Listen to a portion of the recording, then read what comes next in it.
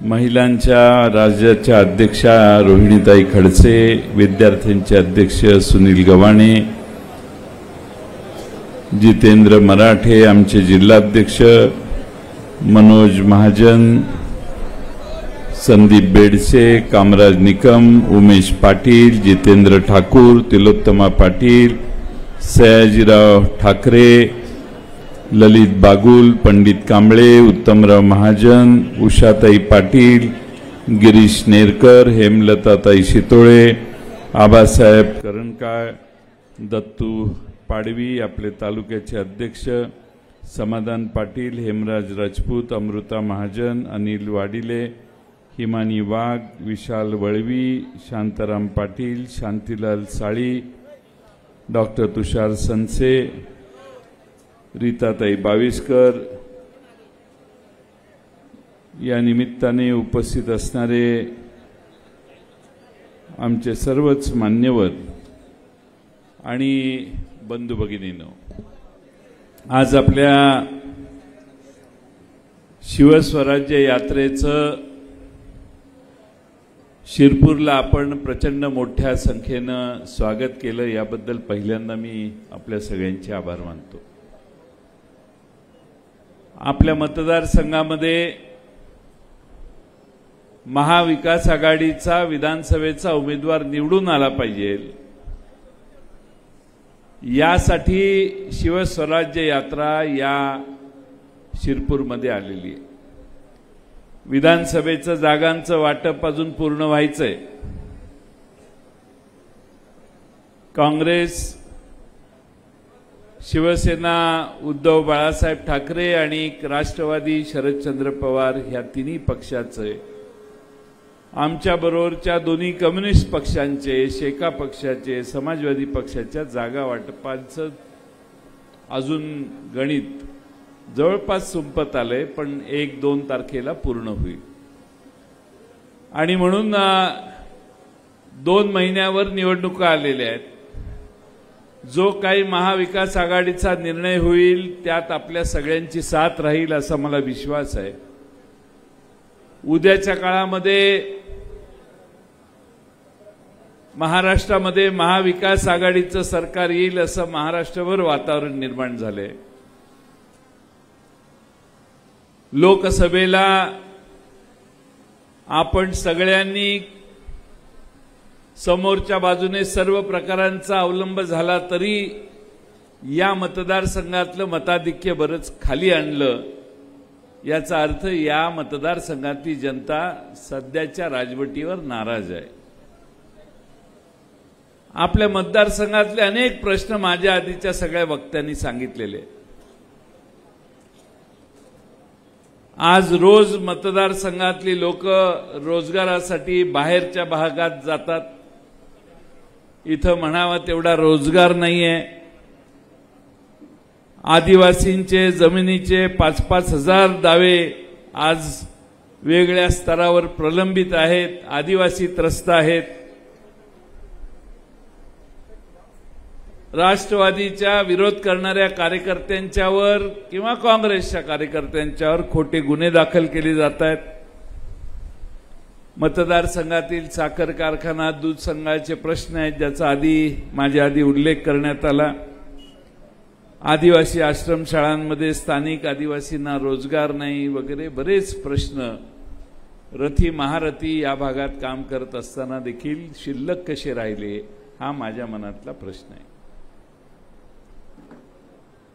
माणसाने आयुष्यात काहीही बदलावं पण विचार बदलू नयेत। या मतदारसंघात मोठे नेते आहेतच, पण विचार बदलल्या बदलल्या महाराष्ट्रात आणि या भागातल्या लोकांना त्यांची खरी ओळख कळायला लागली। माणसाने ज्या विचारावर आपली प्रगती झाली आहे तो विचार कधी सोडता कामा नये।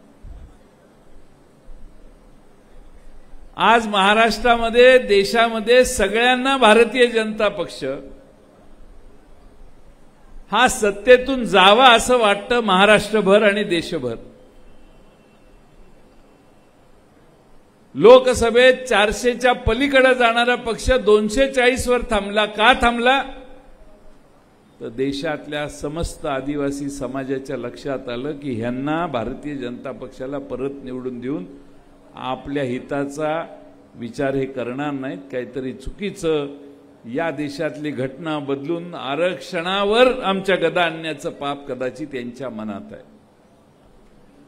या देशातल्या सगळ्या आदिवासींनी प्रचंड विरोध भारतीय जनता पक्षाच्या आणि त्यांच्या मित्रपक्षांना केला. महाराष्ट्रामध्ये 48 पैकी फक्त 31 जागा, उरलेल्या सगळ्या ठिकाणी भारतीय जनता पक्ष फक्त 17 ठिकाणी निवडून आला. आमच्याकडे साधनं नाहीत, संपत्ती नाही, प्रचंड यंत्रणा नाही आहे. सरकारी नोकर, सरकारी कर्मचारी आणि सरकारी अधिकाऱ्यांचा दबाव वापरण्याची पद्धत जी निर्माण झाली आहे ती आमच्याकडे नव्हती. तरी महाराष्ट्रातल्या बहादर जनतेने 31 जागा भाजप आणि त्यांच्या मित्रपक्षाच्या पाडून दाखवल्या. महाराष्ट्रातल्या जनतेला लावून आम्ही नमस्कार केला तरी तो कमी. हे का झालं असं? तर या देशातल्या सामान्य माणसाला वाटतं की ही महागाई यांच्यामुळे आलेली आहे, भाजपामुळे. आमच्या घरातल्या पोराला नोकरी मिळत नाही ती ह्यांच्यामुळे मिळत नाही. आमच्या डोक्यावर भुर्दंड जीएसटीचा लावलाय तो ह्यांनी लावलेला आहे. आमच्या खिशातनं पैसे काढतात आणि परत आम्हाला दिल्यासारखं करतात. हे पाप हे सतत किती वर्ष करणार? आणि म्हणून महाराष्ट्रातल्या आणि देशातल्या जनतेने यांना नाकारायचं धोरण स्वीकारलं. तरी देखील चंद्राबाबू नायडू आणि नितीश कुमार यांना पकडून यांनी सरकार स्थापन केलं. त्या दोघांच्या जाऊन पाया पडले साहेब आणि त्या दोघांनी बरोबर ठीक आहे म्हटले आणि मग सरकार यांचं स्थापन झालं. देशामध्ये सगळ्यात पलटी मारणारा जर कोण असेल तर नितीश कुमार आणि 2 नंबर चंद्राबाबू नायडू. त्यामुळे हे दोघं कधीही पलटी मारू शकतात आणि दिल्लीचं सरकार खाली येऊ शकतं. मी तुमच्या दारात यासाठी आलोय की उद्याच्या निवडणुकांमध्ये भारतीय जनता पक्षाचा या मतदारसंघात तुम्ही पराभव करा. जेव्हापर्यंत आपण महाराष्ट्रातली मुंबईतली सत्ता यांच्याकडून हिसकावून घेत नाही तोपर्यंत यांचं दिल्लीतलं सरकार गडगडणार नाही. आणि म्हणून उद्याच्या विधानसभेत या मतदारसंघातला भारतीय जनता पक्षाचा उमेदवार पराभूत करण्याची जबाबदारी तुम्हा सर्वांनी घेतली पाहिजे.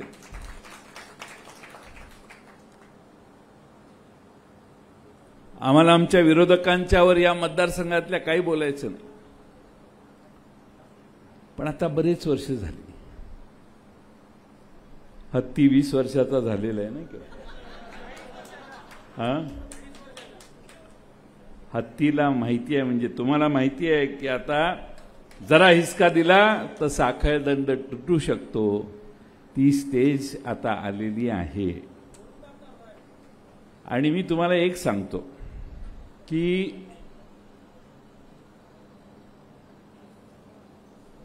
सयाजीराव म्हणून त्यांचा उल्लेख केला म्हणजे साहेब म्हणतील तसे हे करतात असा एक समज मतदारसंघात आहे.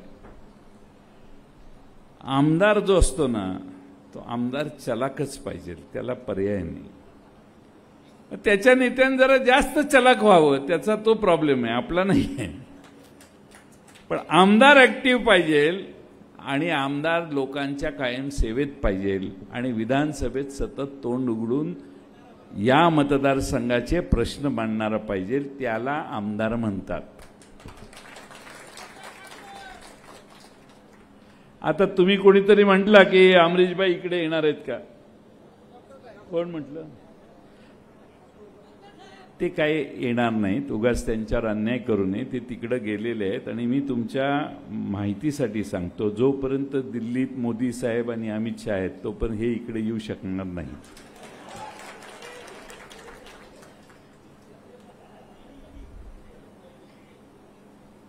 त्यामुळं त्याच्या आत येणाऱ्या निवडणुकीत काय संधी असेल ती घ्या.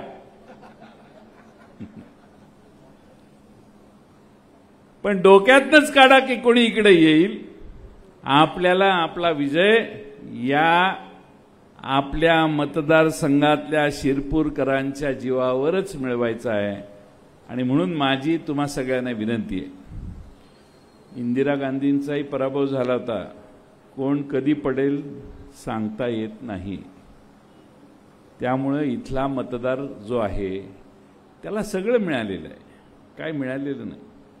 पण थोडासा बदल जर केला तर जे मिळालेलं नाही ते सगळं देण्याची व्यवस्था राष्ट्रवादी काँग्रेस तुमच्यासाठी या मतदारसंघात करेल। मी आता तपशिलात तुम्हाला हे मिळाले हे नाही मिळाले वगैरे सोडून द्या विषय, त्यांच्या संस्था त्यांचं काम हे बाजूला ठेवू आपण। आपल्या उमेदवाराला जर संधी मिळाली तर या मतदारसंघात जे विकासाचं स्वप्न अधुरं राहिलंय या भागातल्या जनतेचं ते पूर्ण करण्याचं वचन राष्ट्रवादी काँग्रेस महाविकास आघाडीच्या वतीनं तुम्हा सगळ्यांना दिलं। काल परवा मला डॉक्टरनी आणि मनोजनी सांगितलं की आदिवासींच्या जलसिंचनाच्या सुविधा आमच्या बऱ्याच राहिल्या आहेत, त्या करून द्या। आपलं महाराष्ट्रात सरकार आल्यानंतर मी आपल्याला महाविकास आघाडीच्या वतीनं वचन देतो की ज्या आदिवासींच्या ज्या ज्या गावांना पाण्याच्या इरिगेशनच्या शेतीला पाण्याच्या सुविधा झालेल्या नाहीत त्या सगळ्या सिंचन सुविधांसाठी विशेष जबाबदारी आम्ही सगळे डोक्यावर घेऊ आणि या सिंचन सुविधा सगळ्या आदिवासींच्या गावात देण्याचं काम करू। काल परवा सांगवीला दंगल झाली, काय झाले याच्या तपशिलात जात नाही मी, पण मला असं सांगण्यात आलं की 200 तिथं असणाऱ्या लोकांच्यावर 300 लोकांच्यावर केसेस दाखल केले। अजून 1 महिना आहे, सत्ता त्यांची आहे, त्यांना आम्ही मुदत देतो। आचारसंहिता सुरू होण्याच्या आधी त्यांना मुदत देतो, त्यांनी हे यांच्यावरचे गुन्हे काढून घ्यावेत। जर नाही काढले तर तुम्हाला मी वचन देतो महाविकास आघाडीच्याकडून की आपलं सरकार आल्यावर हे सगळेच्या सगळे गुन्हे विहित रीतसर नियमात बसून मागे काढण्याचं काम आमचं सरकार आल्यावर करेल। तुम्ही काही चिंता करू नका। कुणी जर पोलीस जास्त अंगावर यायला लागलं तर त्याला एवढं करायचं, 2 महिने, थोड्या दिवसांनी एवढंच करायचं। माझी आपणाला विनंती आहे की थोडासा वेगळा विचार शिरपूरकरांनी करायला हरकत नाही। यावेळी थोडा वेगळा विचार करा। साम्राज्य आहे काय कुठं ते जात नाही। एखाद्या वेळी त्यांच्या विचाराचा आमदार निवडून नाही आला या मतदारसंघात तर ते काय साम्राज्य कुठं वाहून जाणार आहे असं काही नाही। एक वेगळ्या विचाराचा आमदार एकदा तर द्या निवडून, एकदा तर शर्ट बदलून बघा, तोच शर्ट किती वर्ष घालणार।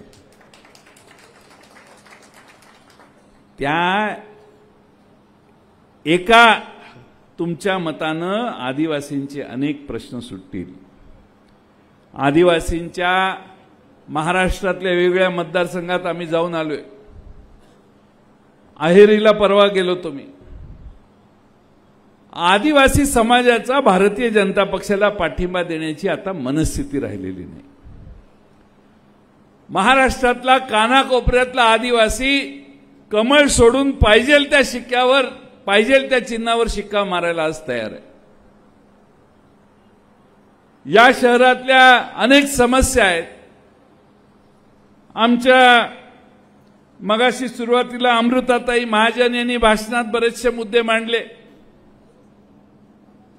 डॉक्टरांनी देखील त्यांचे काही मुद्दे मांडले।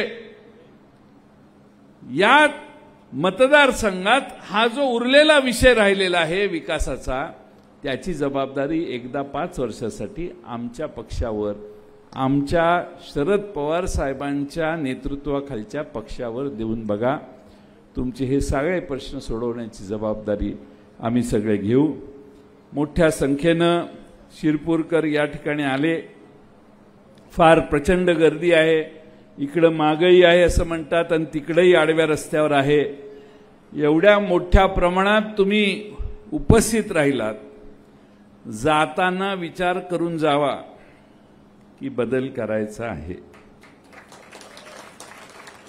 तुम्ही काय अमरीश पटेलांच्या विरोधी मतदान देत नाहीये. हे जे काशीराम पावरा आहेत त्यांना बदलायचे आपल्याला. अमरीश पटेलांची लढाई नाही आहे, ते विधानसभेला उभे राहणार आहेत का? अमरीश पटेल आपल्याला काशीराम पावरांच्यात बदल करून नवा आदिवासी माणूस मुंबईला पाठवायचा, हा विचार मनात ठेवा. आणि आतापर्यंत अमरीश पटेलांचं सातत्य आपण ऐकतच आलोय. ते म्हणतील त्यालाच आपण पाठवत आलोय विधानसभेत. एकदा बदल करा.